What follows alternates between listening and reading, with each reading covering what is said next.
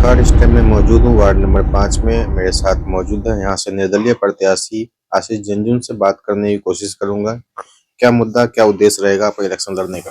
पहले तो बहुत बहुत धन्यवाद सर आपका और आपके चैनल न्यूज़ इंडिया का।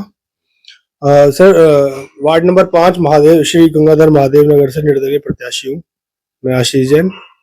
देखिए, हमारे क्षेत्र में सबसे बड़ा जो मुद्दा है वह है सफाई व्यवस्था का।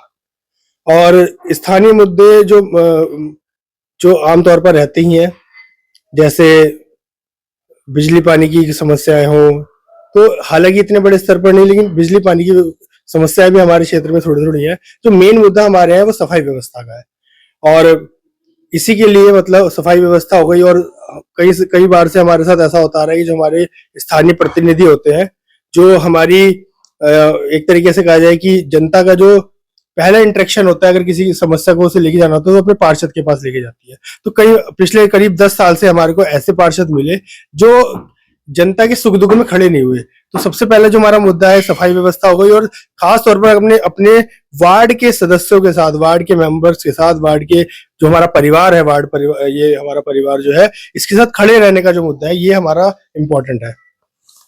भारतीय जनता पार्टी कहती है प्रधानमंत्री की जितनी भी योजना है हम लागू कर चुके हैं, चाहे आयुष्मान हो, राशन योजना हो, आवास योजना हो, सभी हम लोगों ने यहाँ कंप्लीट कर चुके हैं। चाहे राशन देना हो, वृद्धा पेंशन हो, और कहीं सारी योजना है कंप्लीट हो चुका है।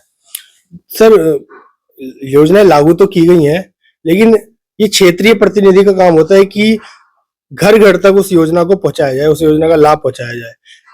स्थानीय प्रतिनिधि ने कभी इस ओर ध्यान ही नहीं दिया कि उस जो योजना है, इतनी सरकारी योजनाएं होती हैं, हमें पिछले 11 साल हो गए काम करते हुए, उनसे ज्यादा तो हम पहुंचा चुके हैं घर घर तक योजनाएं। यहाँ पर एजुकेशन और हेल्थ सिस्टम जो मोस्ट इम्पोर्टेंट थिंग है एक समाज में होना चाहिए, चाहे स्कूल हो, चाहे यहाँ पे स्वास्थ्य सेवाएं हो। जो यहाँ की जो हॉस्पिटल है, जिसको कभी कांग्रेस मेयर बोलते हैं हमने बनवाया, कभी बीजेपी बोलते हैं हमने बनवाया, हमने पास करवाया, हमारे कौशिक जी पास करवाए। तो कैसा यहाँ का एजुकेशन और हेल्थ सिस्टम? सर, एजुकेशन के नाम पर सर, हमारे यहाँ पर आपका हमारे वार्ड में तो नहीं है, लेकिन खड़खड़ी में हमारे प्राइमरी स्कूल्स हैं, 2 प्राइमरी स्कूल्स हैं, लेकिन उनमें कोई व्यवस्था नहीं है।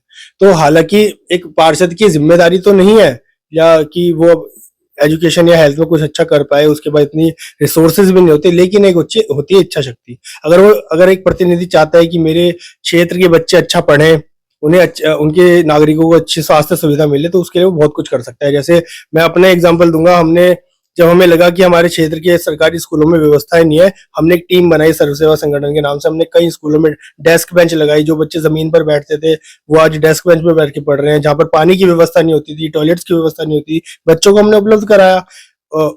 अब अगर एग्जाम्पल लें हेल्थ सेक्टर में, हमारा अभी उत्तरी हरिद्वार में बहुत लंबे समय से एक मांग चल रही थी, तो अब वहां पे अस्पताल बना है। हालांकि उसमें अभी सुविधाएं कम है, लेकिन मुझे उम्मीद है कि यदि अच्छे प्रतिनिधि चुनकर जाएंगे और या हमें मौका मिलेगा, तो हम उसमें अच्छी सुविधाएं उपलब्ध कराने का भी भरपूर प्रयास करेंगे और वो सफल भी होंगे। करप्शन, जहाँ पे लोग कोई भी काम करवाने जाते हैं आधार कार्ड सेंटर पे, राशन कार्ड के लिए, कोई भी काम के लिए करप्शन में जरूर जूझना पड़ता है। इससे कैसे निजात पा सकते हैं? सर, इसके लिए हमने अभी हमारा घोषणा पत्र आएगा, उसमें हमने साफ घोषणा की है कि हमारे क्षेत्र के, हमारे वार्ड के जितने भी लोग होंगे, उनका चाहे आधार कार्ड का काम हो, आयुष्मान का काम हो, या फिर राशन कार्ड का काम हो, जन्म मृत्यु प्रमाण पत्र हो, उन्हें कहीं भटकना नहीं पड़ेगा। सिंगल विंडो हमारे सिस्टम के तहत हमारा एक कार्यालय होगा।